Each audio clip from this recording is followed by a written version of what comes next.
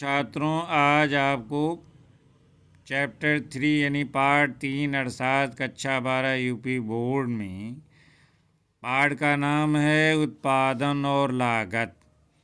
उत्पादन को इंग्लिश में कहेंगे छात्रों प्रोडक्शन, और लागत को इंग्लिश में क्या कहते हैं? कॉस्ट। यानी चैप्टर का नाम है उत्पादन तथा लागत। दो बातें हैं इस चैप्टर में। तो इसमें जो महत्वपूर्ण प्रश्न परीक्षा की दृष्टि से है, मैंने उसी का जो है नोट्स तैयार किया है, जो आप लोगों के समक्ष जो है प्रस्तुत कर रहा हूँ।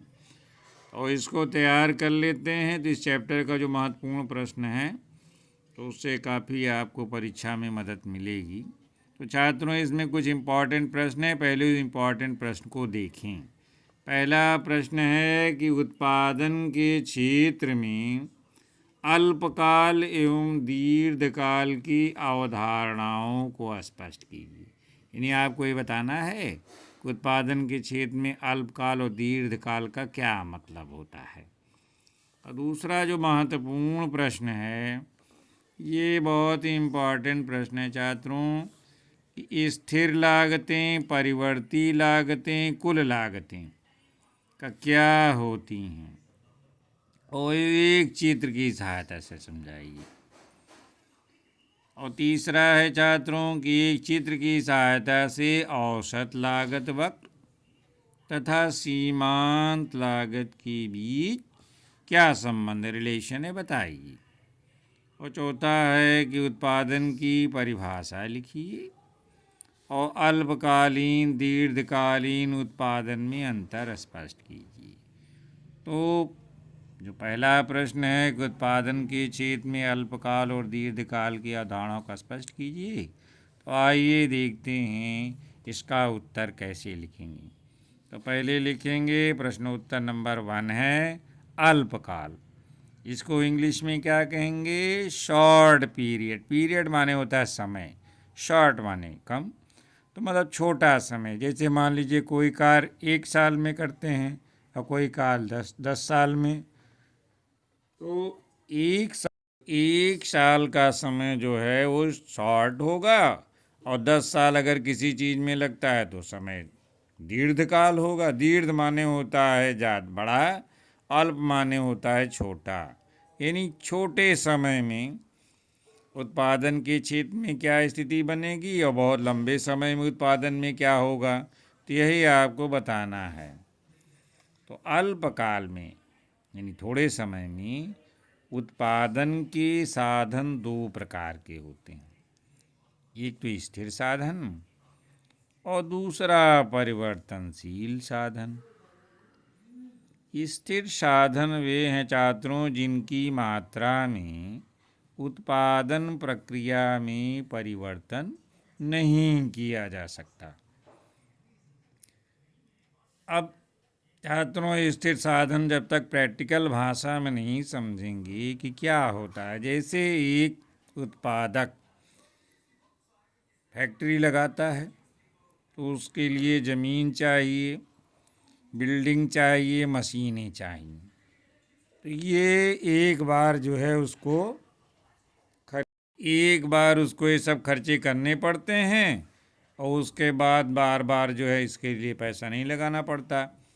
तो यही जो साधन है, जो एक बार जो है फिक्स साधन है, एक बार खर्चा हो गया तो उत्पादन प्रक्रिया में जब एक बार फैक्ट्री बनवा लिए तो उससे चाहे जितना जो है 10 साल 20 साल उससे उत्पादन करते रहते हैं। तो यही स्थिर साधन है, इसी को हम फिक्स साधन कहते हैं। यानी भूमि है, मशीनें हैं, बिल्डिंग है, जहाँ उत्पादन होता है तो स्थिर साधन होता है। तो इनको अल्पकाल में हम उत्पादन प्रक्रिया के दौरान इसमें परिवर्तन नहीं कर सकते। जैसे कम समय में हमारे पास इतना नहीं है कि हम 4 फैक्ट्री लगा सकें, तो कम से कम एक जो कल की एक स्थिर साधन बना लिए, उसी में प्रोडक्शन चालू कर दिए। और परिवर्तनशील साधन कौन से हैं? वे हैं जिनकी मात्रा में उत्पादन प्रक्रिया में हम आवश्यकता के अनुसार परिवर्तन किया जा सकता है। अब जैसे हमको जो है मान लीजिए मोटरसाइकिल बनाना है, और अल्पकाल में हमारे पास इतनी पूंजी नहीं है कि हम बहुत ज़्यादा लेबर रख सकें, तो हमारे पास जैसे जैसे पैसा आता जाएगा उसी तरह से हम मोटरसाइकिलों का उत्पादन समय के अनुसार बढ़ाते जाते हैं। यानी इसमें परिवर्तन किया जा सकता है, चाहे हम 10 मोटरसाइकिल बनाएं चाहे 100 बनाएं, कम समय में जो है इसमें जो है हम परिवर्तन कर सकते हैं। अल्पकाल में फर्म यानी उद्योग अन्य साधनों को स्थिर रखते हुए, यानी अल्पकाल में फैक्ट्रियां क्या करेंगी, जो एक बार वो फैक्ट्री बना लिए तो उसको तो स्थिर रखते हुए केवल परिवर्तनशील साधन को, यानी लेबर बढ़ाएंगे, सामान बढ़ाएंगे, उसी को बदल करके उत्पादन में परिवर्तन कर पाते हैं। तो संक्षेप में अल्पकाल में केवल परिवर्तनशील साधनों की मात्रा को घटाया बढ़ाया जा सकता है। आज जो फैक्ट्री लगाए हैं, ज़मीन खरीदे, बिल्डिंग बनाए, सामान एक बार मशीनें लगाए, तो अल्पकाल में बहुत कम समय में कोई आदमी 10 फैक्ट्री तो लगा नहीं सकता। तो अल्पकाल में स्थिर साधन जो होता है, यानी जो एक फैक्ट्री है उसमें कोई परिवर्तन नहीं किया जा सकता। अब देखते हैं छात्रों दीर्घकाल उत्पादन में क्या होता है। अब दीर्घकाल में भी कोई भी साधन स्थिर नहीं होता है, ये जान लें आप। यानी दीर्घकाल में अगर उद्योग सभी साधनों की मात्रा को उत्पादन की प्रक्रिया में आवश्यकता अनुसार घटाया बढ़ाया जा सकता है। यानी इसका मतलब यह है कि दीर्घकाल में जब फैक्ट्री के पास जो पूंजीपति उसके पास पैसा आता जाता है उत्पादन प्रक्रिया में, तो और फैक्ट्रियां लगा सकता है। यानी स्थिर साधन जो पहले एक फैक्ट्री तो स्थिर था, अब वो जो है स्थिर लागत में भी परिवर्तन कर सकता है, दूसरी फैक्ट्री लगा सकता है, यानी स्थिर लागत बढ़ जाएगी। यानी दीर्घ फर्म उत्पादन के साधनों में आनुपातिक परिवर्तन करके उत्पादन का पैमाना बदलती रहती है। यानी दीर्घकाल में सभी साधनों को, जो स्थिर साधन हैं और परिवर्तनशील साधन, दोनों में परिवर्तन करके उत्पादन बढ़ा सकते हैं। अल्पकाल और दीर्घकाल में जो बेसिक अंतर है, दोनों में अंतर क्या है, समयावधि का है, टाइम पीरियड इंग्लिश में कहेंगे। किसी भी उत्पादन प्रक्रिया के लिए, यानी कोई भी सामान अगर मतलब बनाना है फैक्ट्री में, तो दीर्घकाल जो है अल्पकाल की तुलना में एक लंबी समयावधि होती है। दीर्घ माने लंबा होता है ये, इसीलिए दीर्घकाल में हम क्या कर सकते हैं, सभी साधनों को हम, चाहे स्थिर साधन हैं, एक फैक्ट्री थी 4 फैक्ट्री बना सकते हैं, 10 लेबर की जगह 100 लेबर लगा सकते हैं, सामान जो है जिससे बनता है उसको और बढ़ा चढ़ा सकते हैं। यानी सभी साधनों को हम दीर्घकाल में आवश्यकता अनुसार परिवर्तन किया जा सकता है। अब दूसरा प्रश्न है छात्रों कि स्थिर लागतें, परिवर्ती लागतें, कुल लागतें क्या होती हैं, एक चित्र की सहायता समझाइए। तो आइए देखते हैं इसका उत्तर क्या है। दूसरे का देखते हैं पहले, कुल लागत, टोटल कॉस्ट, टोटल, कुल को इंग्लिश में कहेंगे टोटल और लागत को इंग्लिश में कॉस्ट कहते हैं, यानी जितना खर्चा आता है टोटल। तो किसी वस्तु के कुल उत्पादन में जो कुल धन व्यय होता है उसे हम कुल लागत कहे जाते हैं।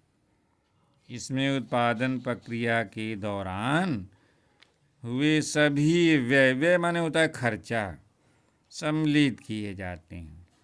यानी अगर कोई उत्पादक है उद्योगपति, तो उसकी कुल लागत क्या होगी, जितना मान लो 100 मोटरसाइकिलें बनाना है, तो पहले उसकी एक उद्योग लगाएगा फैक्ट्री, तो उसको हम फिक्स कॉस्ट कहेंगे, और कुछ लेबर रहेगा, सामान लगाएगा, तो उसको हम परिवर्ती लागत कहेंगे। यानी कुल लागत जो है ये टोटल फिक्स कॉस्ट और टोटल वेरिएबल कॉस्ट, अगर दोनों फिक्स कॉस्ट, जैसे जो फैक्ट्री लगी है उसकी जो कीमत आई और जितना खर्चा आता है लेबर सामानों खरीदने में, अगर सब कितना खर्चा उसका पड़ा जोड़ लेते हैं तो यही कुल लागत कहलाती है। यानी जितना खर्चा टोटल 100, मान लीजिए 100 मोटरसाइकिल बनाना है तो जितना जो है बिल्डिंग ज़मीन खरीद के बिल्डिंग बनाया, मशीनें लाएं तो फिक्स कॉस्ट हो गई, और जितना और लेबर लगा के सामान लगा के बनाए वो वेरिएबल कॉस्ट है, परिवर्ती लागत। यानी कुल लागत जो है इन्हीं दोनों के जोड़ के बराबर होती है। अब कुल स्थिर लागत, टोटल फिक्स कॉस्ट क्या होती है? कुल स्थिर लागत वह लागत है जिसकी कुल राशि अल्पकाल में उत्पादन की मात्रा में परिवर्तन होने पर भी पूर्णतः परिवर्तित रहती है। इसका मतलब क्या हुआ? अर्थात इस पर उत्पादन की मात्रा में होने वाली अल्पकालीन परिवर्तनों का कोई प्रभाव नहीं पड़ता। तो पहले ही बता चुका हूँ छात्रों कि अल्पकाल में जो स्थिर लागत होती है, यानी जो फैक्ट्री बनाई जाती है अल्पकाल में 4 फैक्ट्रियाँ कोई नहीं बना सकता, तो वो फिक्स रहता है, उसको परिवर्तन अल्पकाल नहीं कर सकते। केवल हम मजदूरों की संख्या सामान के द्वारा परिवर्ती लागत को बदलती रहती खर्चा।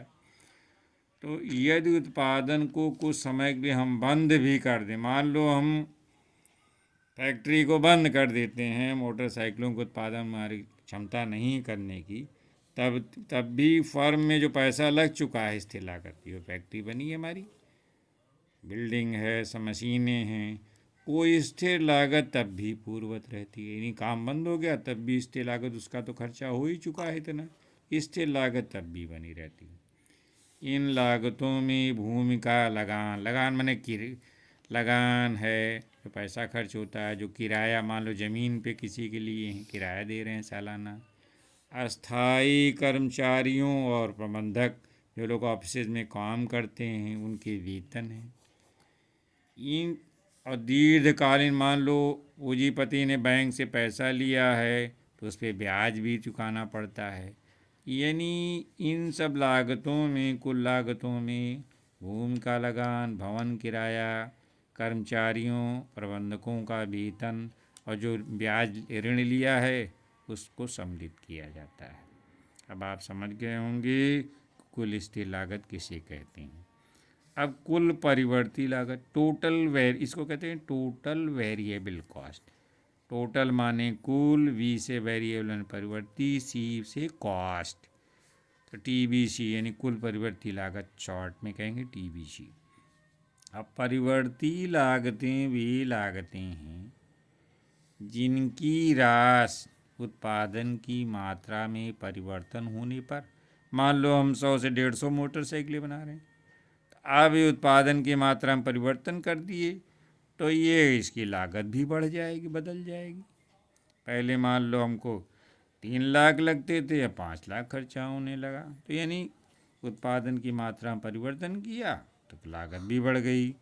जैसे कच्चे माल की लागत, श्रमिकों को दी जाने वाली मजदूरी, और जो बिजली का खर्च आता है यंत्रों के संचालन में आदि, ये सब घटता बढ़ता रहता है। कच्चा माल सस्ता हो सकता है, महंगा हो सकता है, मजदूरी घट बढ़ सकती है, तो इन्हीं ये सब बदलती ही रहती हैं परिवर्ती लागतें।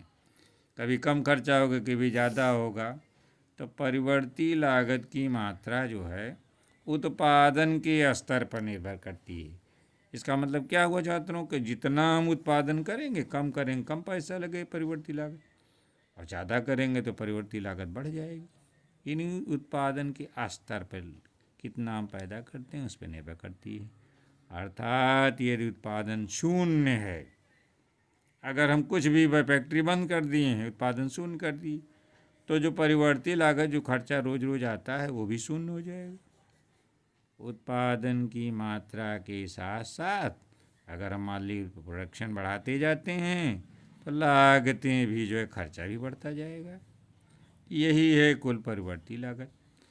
अब कुल लागत, कुल स्थिर लागत, कुल परिवर्ती लागत में क्या संबंध है?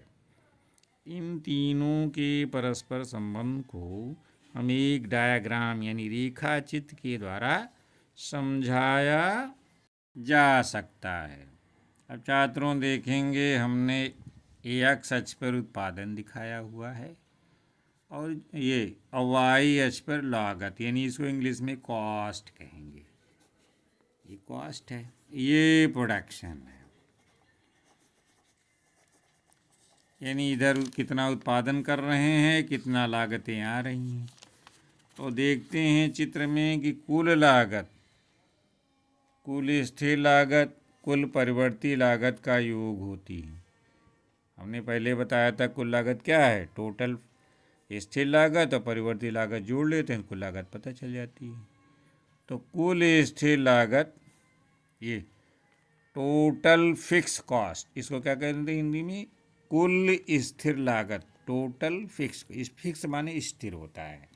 तो स्थिर लागत जो है ये एक्स अक्ष के समानांतर है। देखिए यहाँ से सबकी दूरियाँ बराबर, इसी को समानांतर कहते हैं। जो मैथ के विद्यार्थी जानते होंगे समांतर रेखा। तो ये नहीं, यहाँ से इसकी एक्स अक्ष से दूरी बराबर है सब जगह।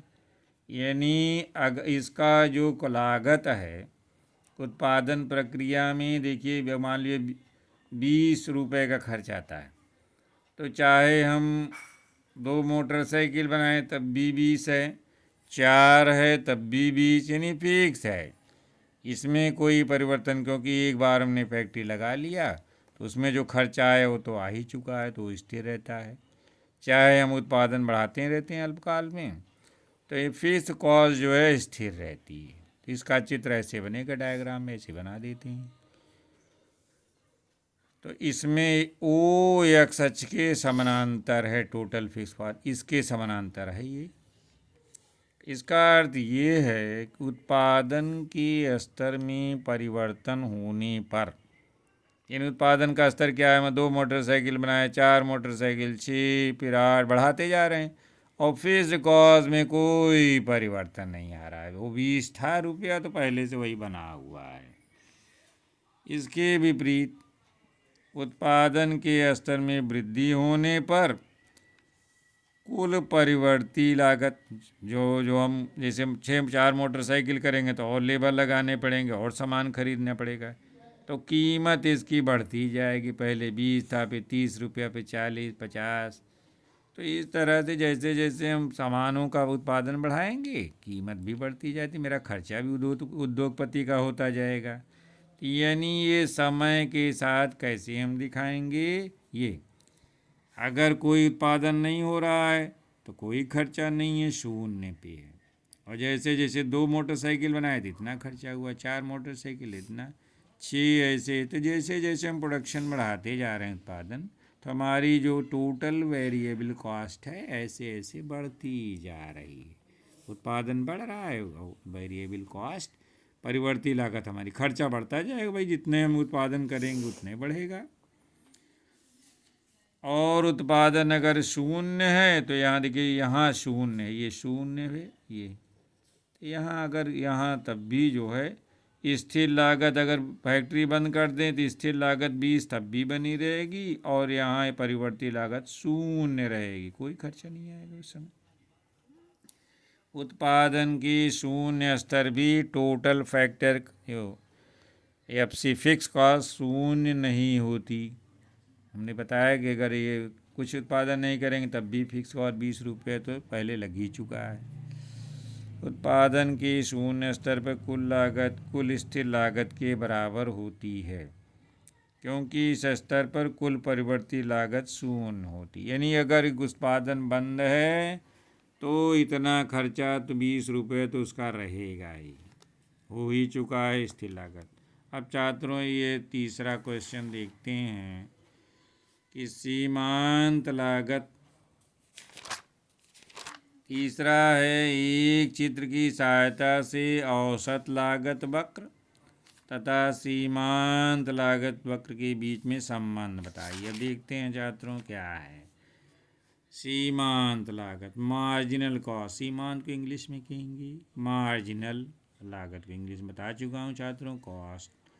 तो सीमांत लागत, सीमांत का क्या अभिप्राय होता है, एक अतिरिक्त, यानी जैसे 10 है टॉफ़ी है, मान लो एक टॉफ़ी और बढ़ गई तो वही जो एक बढ़ा उसी को कहते हैं मार्जिनल, एक अतिरिक्त। एक अतिरिक्त इकाई के उत्पादन से कुल लागत में जितनी वृद्धि होती, मान लीजिए 10 मोटरसाइकिलों का उत्पादन हो रहा था, अभी एक मोटरसाइकिल और बढ़ा दिए फैक्ट्री में। एक महीने में 10 होता था, हमने कहा 11 होगा, तो एक जो मोटरसाइकिल बढ़ी तो उससे लागत भी बढ़ जाएगी उस फैक्ट्री की। तो एक अतिरिक्त इकाई के उत्पादन से कुल लागत में लागत बढ़ी जाएगी, तो उससे उस इकाई विशेष की सीमांत लागत कहते हैं। अब खर्चा मान लो पहले 500 रुपये होता था, 510 रुपये हो गया एक मोटरसाइकिल पर, तो वही जो 10 रुपया है वो सीमांत लागत कहलाएगी। तो इसको यदि हम यनवीं इकाई, मान लो 10 हम कह रहे थे 10 मोटरसाइकिल, अभी 11वीं इकाई की लागत ज्ञात करनी है, तो हम क्या करेंगे, यन इकाइयों की कुल लागत में से यन1 इकाई की कुल लागत घटानी होगी, यानी सीमांत लागत बराबर जो पहले लागत लगती थी और जो ये टोटल लगी, जितना 11 मोटरसाइकिलों में जितना पैसा लगा और जितना 10 में लगता था, उसी में से अगर हम माइनस कर दें तो जो है कितना खर्चा आया बढ़ा, हमारा सीमांत लागत पता चल जाएगा। यानी 11 मोटरसाइकिलों मान लो अब 510 रुपये लगता है और पहले 500 रुपया लगता था, तो 500 में से जो है 510 में से 500 घटा दिए तो 10 आए एक इकाई की लागत।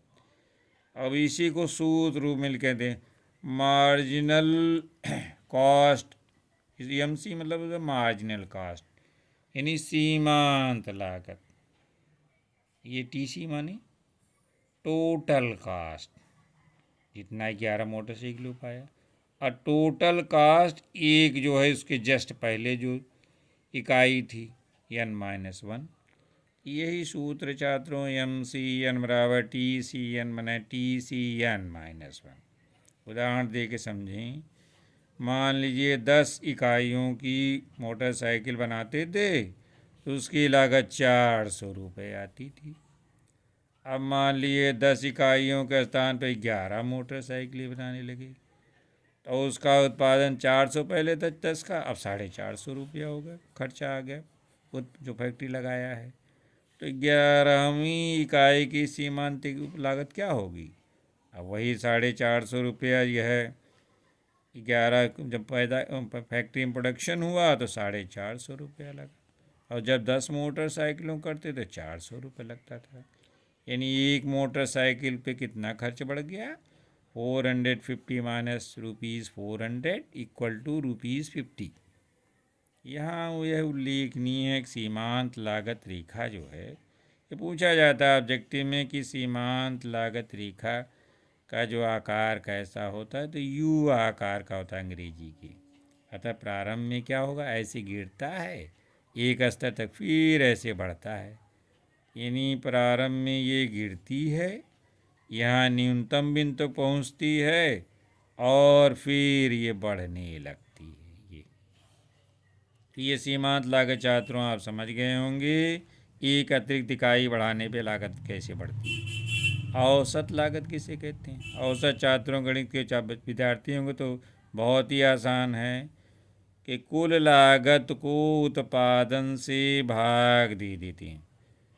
अब मान लो जो है 450 रुपये 11 मोटरसाइकिलों का लगा, अब उसी 450 को हम 11 से भाग दे दें तो एक औसत लागत पता चल जाएगी। तो कुल लागत को उत्पादन से भाग देने पर जो लागत प्राप्त होती है वही औसत लागत होती है। इसे ही प्रति इकाई लागत भी कहते हैं। औसत लागत यानी एवरेज कॉस्ट। औसत लागत निकालनी हो तो जितनी लागत उत्पादक की लगी टोटल कॉस्ट, उसी को जितना मतलब प्रोडक्शन हुआ इकाइयों का, मान लो 11 मोटरसाइकिलें और 450 रुपया लगा है, तो 450 450/11 कर देंगे तो आ जाएगा। उत्पत्ति के नियमों का औसत लागत पर गहरा प्रभाव होता है। जब उत्पत्ति वृद्धि नियम लागू होता है तो उत्पादन वृद्धि के साथ साथ औसत लागत कम होती चली जाती है। जब उत्पत्ति ह्रास नियम लागू होता है तो उत्पादन वृद्धि के साथ साथ औसत लागत भी बढ़ती जाती है। अब सीमांत लागत औसत लागत में संबंध है, relation between marginal cost and average cost. अब देखिए एक्स अक्ष पे मैंने उत्पादन दिखाया हुआ है और वाई अक्ष पे लागत। अब औसत लागत का चित्र देखें छात्रों, ये ऐसे यू आकार का बना हुआ है। पहले प्रारंभ में गिर रहा है, एक बिंदु के बाद फिर बढ़ता है। और ये सीमांत लागत समझ ही गए होंगे, जैसे जैसे एकत्रित इकाई बढ़ाते रहते हैं तो कीमत जो है घटती जाती है एक बिंदु तक और फिर एक बिंदु के बाद ये बढ़ने लगती है। तो इसको देखते हैं संबंध क्या है कि सीमांत लागत औसत लागत में घनिष्ठ संबंध है। हम जानते हैं कि उत्पादन के क्षेत्र में उत्पत्ति के नियम, इसको टेक्स्ट बुक से देख लेंगे कि क्या होता है। उत्पत्ति के नियम क्रियाशील रहते हैं। प्रारंभ में उत्पत्ति वृद्धि नियम लागू होता है।